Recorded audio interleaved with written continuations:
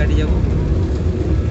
পরিবেশটা খুব ভালো, দেখো এটা হচ্ছে নদীরকা মোড়টা। ওই যে মিস্ত্রিগুলা মানে এদিকে নিশ্চয়ই পার হয়ে আসছে।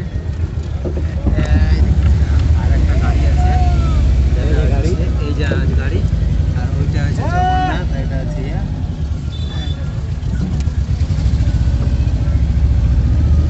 আমরা এবারে আরো সামনের দিকে যাচ্ছি। এবারে আমি পৌঁছে নিয়ে তোমাদেরকে আবার ভিডিও বানাবো।